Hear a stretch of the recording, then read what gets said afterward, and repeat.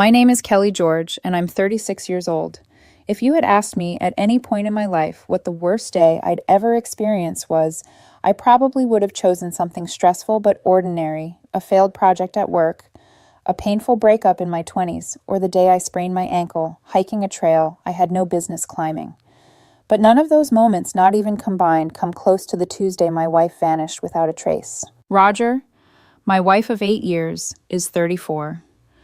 That morning she left for work the same way she always did, moving through the kitchen with quiet efficiency. She poured her coffee, grabbed her neatly packed lunch, kissed me on the cheek, and said, "See you tonight." There was nothing unusual in her tone, no tension, no hesitation. It was a normal morning in every possible way until it wasn't, because that night she never came home, and there were no calls, no texts, no signs that she was safe or intentionally away, just silence. The first night I tried not to panic. Roger occasionally went out with coworkers from her pharmaceutical sales team. Sometimes their dinners turned into late-night drinks, and she'd come home a little tipsy and exhausted. Even then, she always sent a quick message letting me know. That night, my phone stayed painfully still. By 2 a.m, after calling her twice with no response, the worry began to sink into my bones. By 4, the house felt unbearably empty. I called her best friend, nothing. Then I called her sister, who sounded genuinely surprised that Roger wasn't home. She had no idea where Roger was and no explanation to offer. By the next day, I felt helpless enough to file a missing person report. The officer behind the desk listened sympathetically, but ultimately gave me the answer I dreaded: adults are allowed to disappear. There were no signs of foul play. Her phone was active, her credit cards weren't being misused, and from the outside it looked like she had simply stepped away from her life by choice. I remember staring at him and telling him, "She didn't tell me she was leaving." He shrugged and asked almost gently if we were fighting. We weren't. That was the part I couldn't wrap my mind around. Our lives had become routine, maybe even predictable, but certainly not volatile enough to justify this. Days 3 and 4 were excruciating. Roger's phone started going straight to voicemail. Her sister finally admitted she'd received a single text. "I'm fine. Need time." No elaboration, no reassurance for me. Just a message to her sister, not to her wife.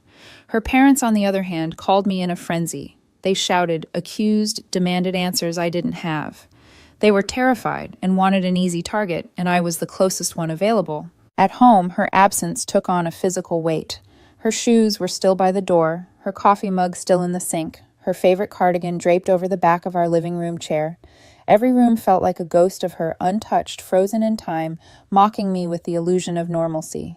By late afternoon on day 4, my anxiety had twisted into something sharper, an exhausted, nauseous sort of desperation. I couldn't just sit back and wait anymore.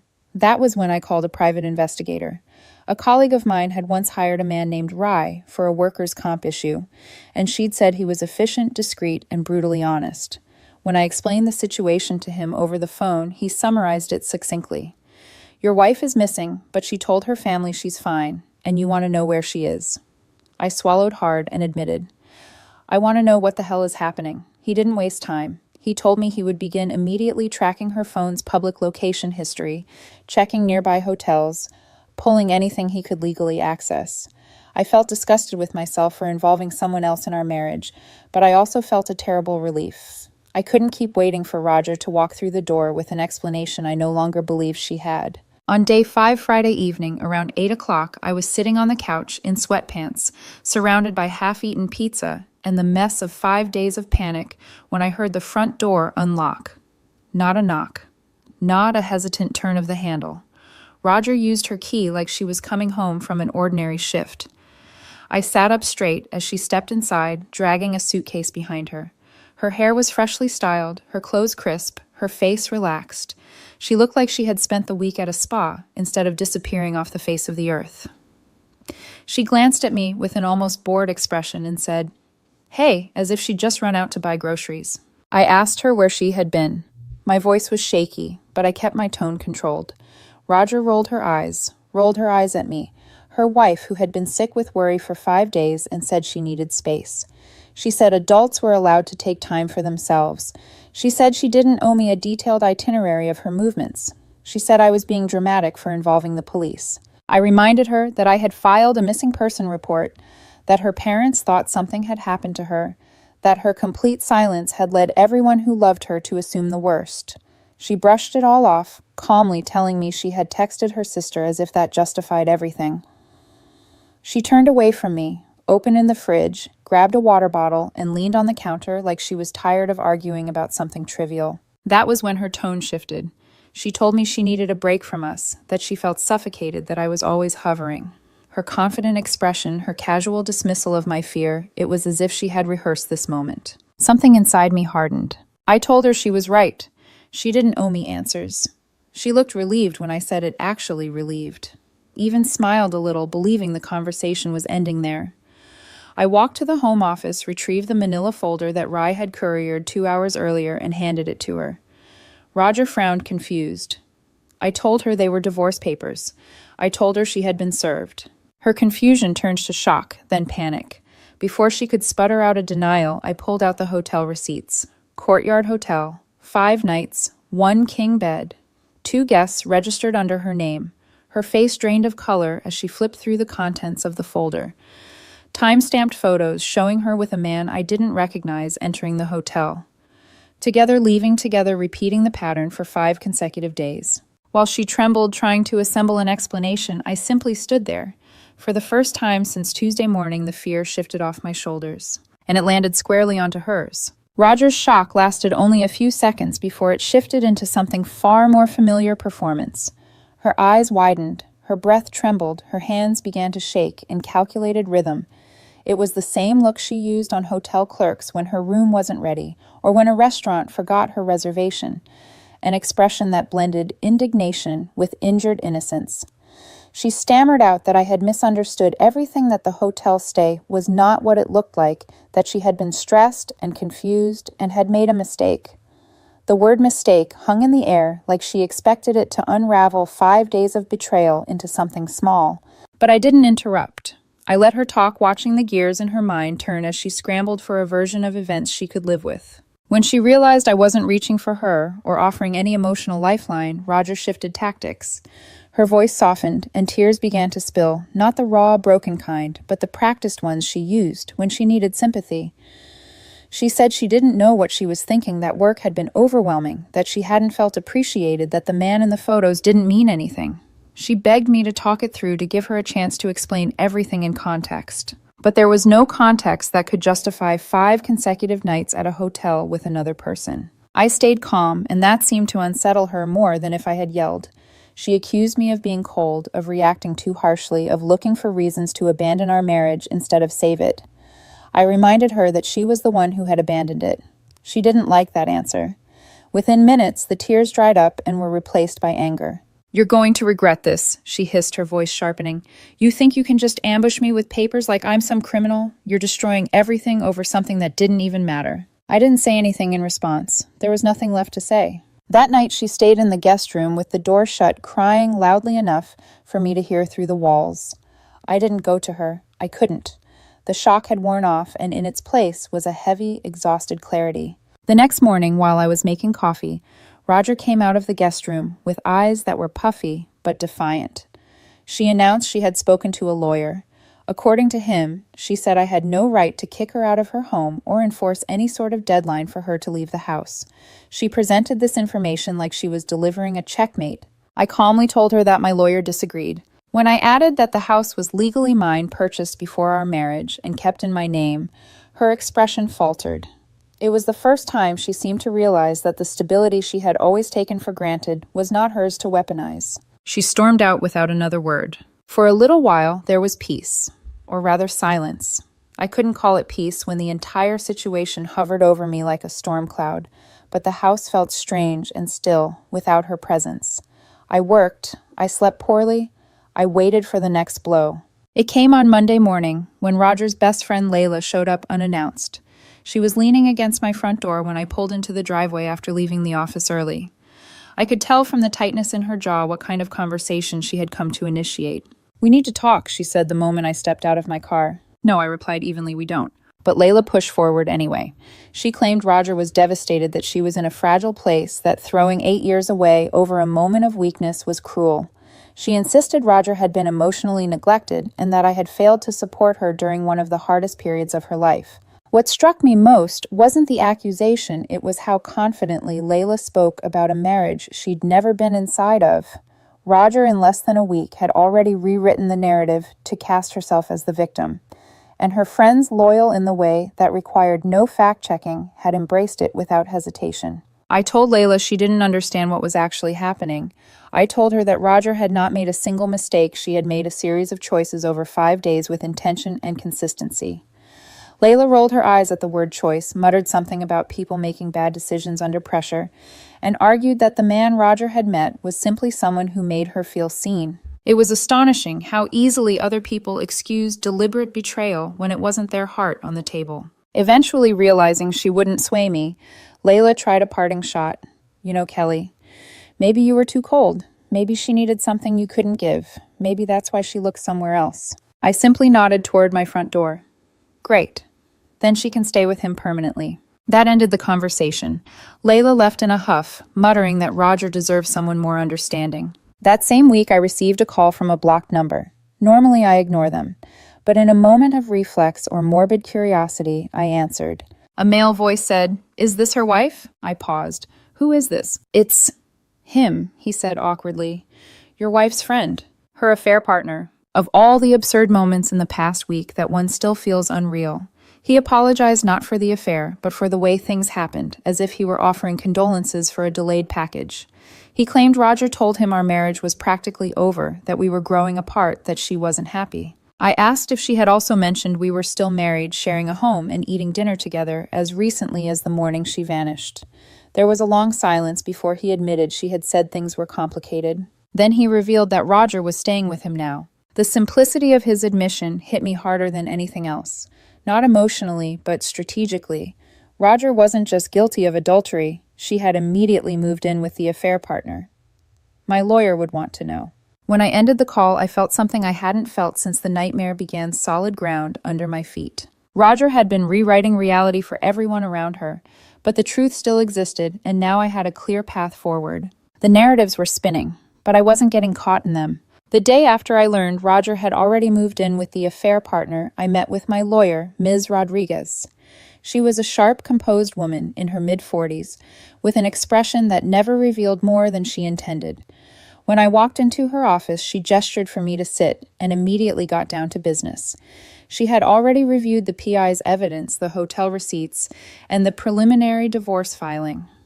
She didn't waste time with sympathy. Instead, she opened her notebook and explained that Roger had retained a lawyer known for being ambitious, her polite way of saying aggressive. "He's planning to argue you're being vindictive," she said, tapping her pen lightly. "He's claiming you overreacted to a single lapse in judgment caused by emotional distress. He wants temporary spousal support, half the house value, and is prepared to dispute the adultery." I actually laughed, not out of amusement, but out of disbelief. A single lapse in judgment. She planned the hotel stay 3 days in advance. She was gone for 5. Ms. Rodriguez nodded. "We'll use that. It disproves impulsivity and supports premeditation." I appreciated her precision. She didn't sugarcoat anything, which was exactly what I needed. She laid out the strategy documentation, strict communication handled only by lawyers, zero emotional engagement with Roger or anyone connected to her. She warned me that Roger's team would try to provoke reactions, emotional responses, impulsive messages, anything that could be twisted into ammunition. "Stay steady," she said, "and tell me immediately if her family or friends escalate." Escalate was an understatement. 2 days later, Roger's father showed up at my workplace.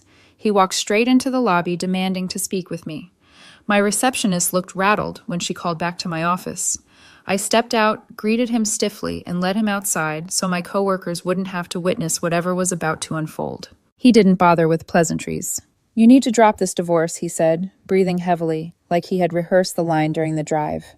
"You're making a huge mistake." "No," I answered calmly. "Roger made the mistake." He clenched his jaw and went on about how long marriages required forgiveness, how Roger had been under pressure and wasn't thinking clearly, how adults sometimes drift and find their way back. It was astonishing listening to him speak about betrayal like it was a misplaced library book. When I didn't budge, he pivoted. "Look, Kelly, If you push this, it's going to get ugly. We'll fight you for the house, your retirement, everything. Years of court battles. Is that really what you want? The threat was so transparent, it was almost insulting. I told him the truth, I wasn't dropping anything. His expression hardened immediately.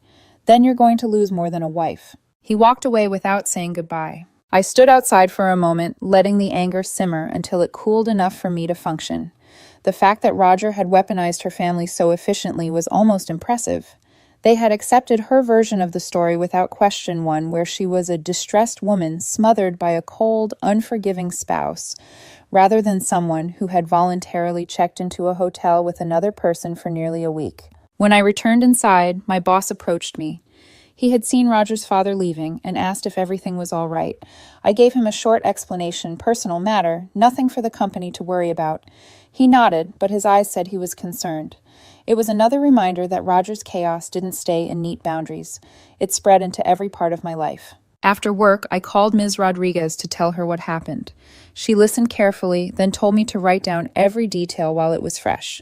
If he appears at your workplace again, she said, we'll file for a restraining order. Document everything.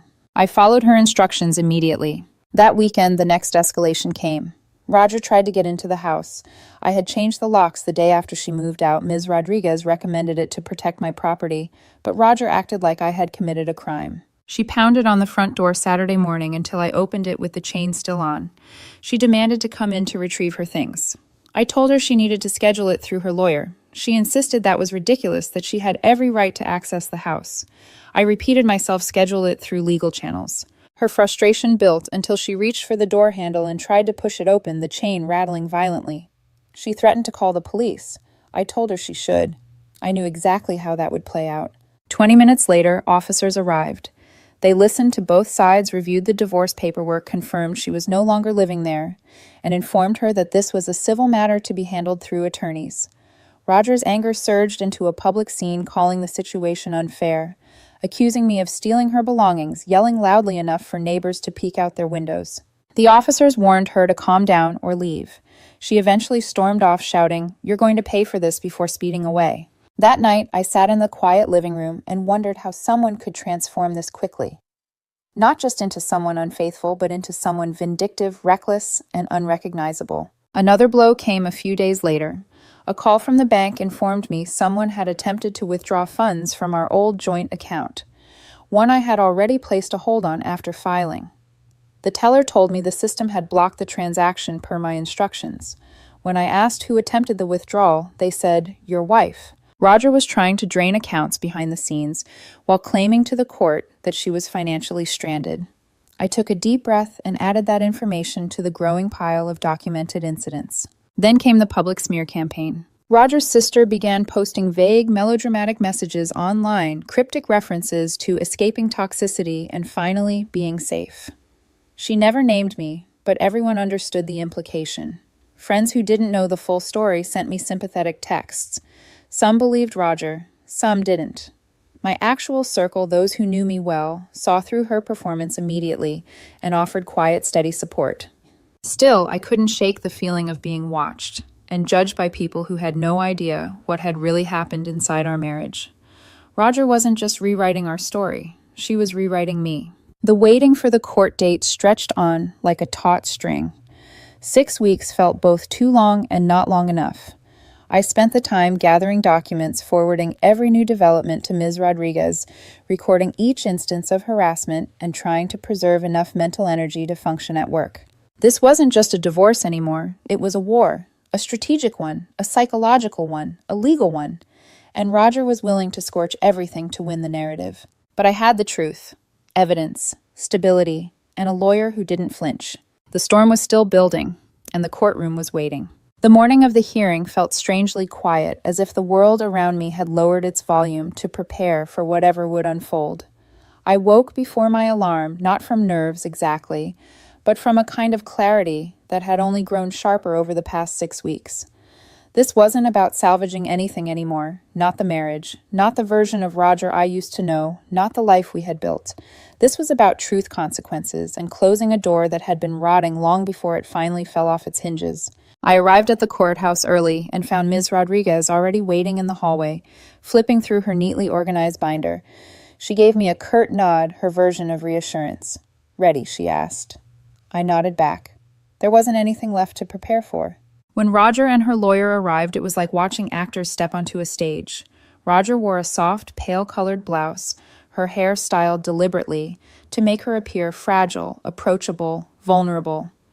It was a calculated costume, and the bitter irony was that it probably worked on everyone who didn't know her.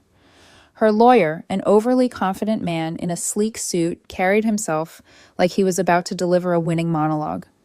They avoided looking at me at first, which suited me fine. Inside the courtroom, the judge and a composed woman with sharp eyes reviewed the documents before beginning. Roger's lawyer wasted no time launching into his narrative. According to him, Roger had been emotionally distressed, overwhelmed by the pressures of work and marriage, and had suffered a temporary mental health break that led her to make a regrettable but isolated mistake. He claimed she felt controlled, smothered, unsupported. He described her as a woman pushed past her limits by a cold, unyielding spouse. Listening to him rewrite my entire marriage in front of me was surreal. It was like hearing someone tell a story about strangers, except the stranger he was painting, as the villain was me. Ms. Rodriguez didn't react outwardly. She simply took notes and waited. When it was her turn, she began with facts, not emotion.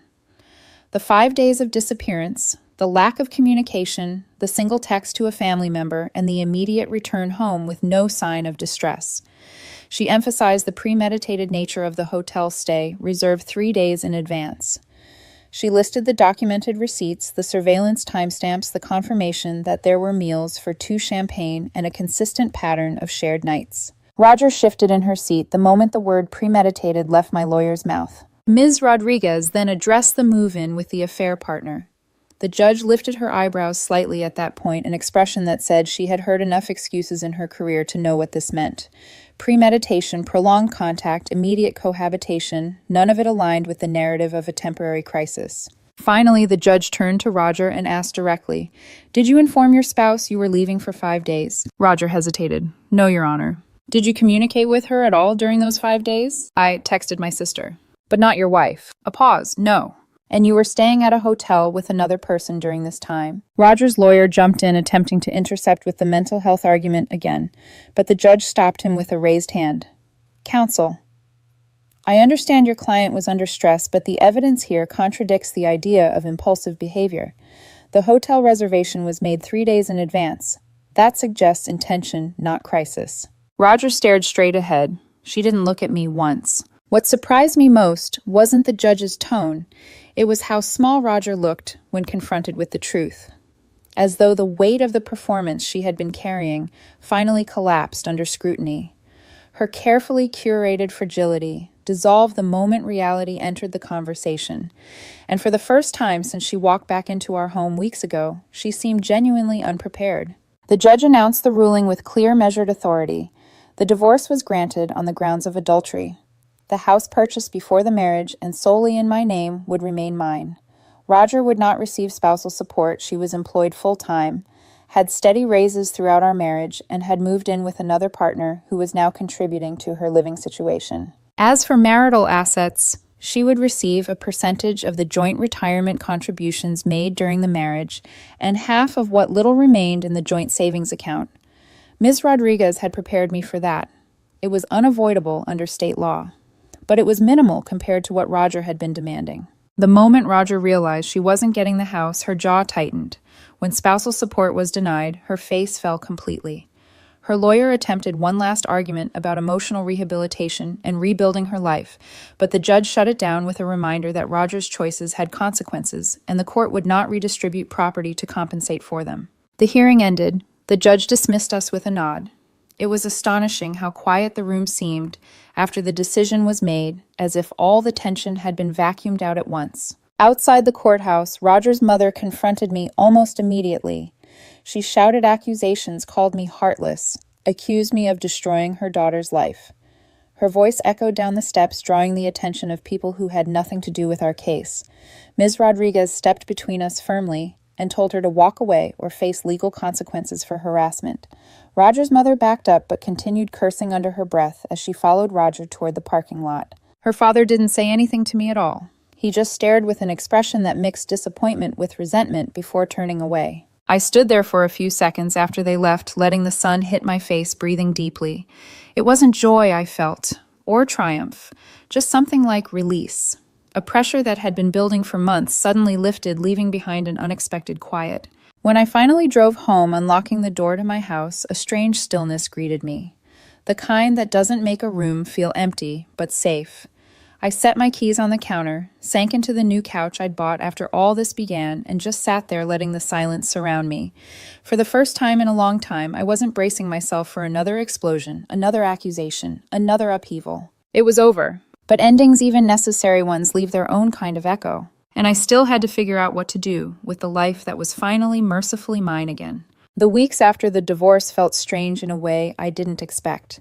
I had imagined that once the judge signed the papers and the arguments ended, I'd be flooded with relief, an exhale big enough to quiet every chaotic thought that had consumed me since the day Roger vanished. Instead, what I felt was quieter and harder to define, a kind of emotional aftershock that came in small waves. Not sadness, not regret, but something like recalibration. My life had been cracked open, and I was slowly learning the shape of the space that remained. Word reached me through mutual acquaintances that Roger hadn't stayed long with the affair partner. Less than 2 months after the court ruling, he asked her to leave. From what I heard, he wasn't prepared for a full-time relationship, and certainly not one with someone carrying the weight of a messy divorce. Roger, who had once glowed with self-assurance as she walked into our house after 5 unexplained days away, apparently struggled to find stable ground. She moved back in with her parents, returning to the same bedroom she'd grown up in. She kept her job, but coworkers whispered she seemed subdued, frustrated, convinced the world had wronged her. Friends told me she'd been saying the divorce was unfair, that I had punished her too severely for a moment of weakness. She left out the part where the hotel reservation was made days in advance. She left out the repeated nights with another person. She left out the attempt to drain the joint account. In Roger's story, she was the woman who made a tiny mistake and was destroyed by a cold-hearted wife with no compassion. I used to worry what people thought about me, but after everything that happened, it felt irrel Rogert. People who wanted the truth already knew it. Those who chose her story were never mine to keep. Meanwhile, I focused on rebuilding, not the marriage, obviously, but the life that had been overshadowed by Roger's betrayal. The first step was my home. It had taken on a strange heaviness during the divorce, like every piece of furniture held some echo of an argument or a moment where I had questioned my own sanity. So I began to change the space. Not dramatically, just reshaping it into something that reflected me rather than us. I bought a new couch, soft and modern, nothing like the tufted gray one Roger had chosen because it photographed well for guests. I replaced the bedroom set with something warmer, something I actually wanted. I repainted the walls in the office and threw out stacks of old papers we'd kept for no real reason. I donated things Roger left behind without sentimental value, decorations, blankets, mugs, trinkets she collected but never really used. With every change, the house felt lighter, as if the air itself was clearing. Work, too, became steadier. I threw myself into projects partly out of necessity, partly because it felt good to inhabit a space where competence was recognized rather than twisted into something controlling or cold. A month after the final court ruling, my supervisor called me in and offered a promotion, something we'd been discussing even before the chaos began. Better pay, more responsibility, and the validation that I hadn't lost myself even when it felt like I had been fighting to prove my own sanity. My friends were another unexpected blessing. The ones who stayed, the real ones, didn't push, didn't ask for details, didn't try to dissect the wreckage. They just showed up. Movie nights, hikes, late-night diners, simple conversations that felt like oxygen. Losing the people who believed Roger's version of events hurt, but what remained after their absence was a circle of loyalty I didn't take for granted. Therapy also became a regular part of my week. I started going a few weeks into the divorce to help me process the whirlwind of betrayal and gaslighting. My therapist told me I was doing better than most people would in my situation, that I seemed grounded despite everything. I didn't feel grounded, not exactly. But I understood myself better in those sessions, understood the quiet habits I'd formed to keep peace, the ways I'd minimize my own needs without noticing the emotional exhaustion I mistook for stability. I wasn't ready to date again. I didn't even consider it. Not because of bitterness, but because my heart needed space to breathe without someone else's expectations wrapped around it. The trust required for a relationship was something I'd need time to rebuild carefully and honestly, not out of fear of being alone. A month after the divorce, Roger sent a message. Not directly, it came through her sister, who sent a long, spiraling text about forgiveness, second chances, emotional healing, how love was bigger than mistakes.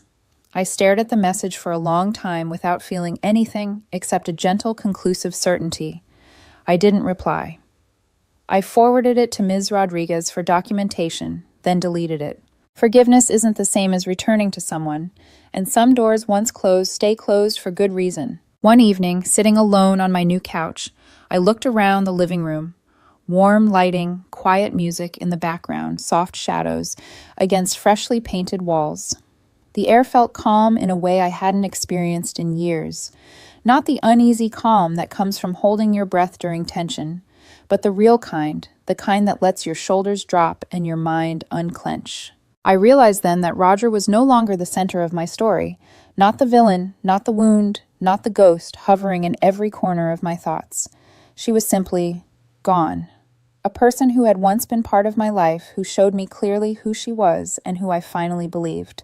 What stayed was me, my home, my peace, my clarity. No dramatic revenge, no final confrontation, just consequences, hers and mine. She made choices that fractured our marriage beyond repair. I made choices that protected what remained of my life. If there was a lesson in any of it, it was this. When someone walks out of your life, don't chase them into the darkness. Let them go. Turn toward the light you can control. I don't hate her. I don't love her. I don't resent her. She's simply someone I used to know, someone who taught me more about self-respect than I ever expected to learn through pain. The chapter closed, cleanly.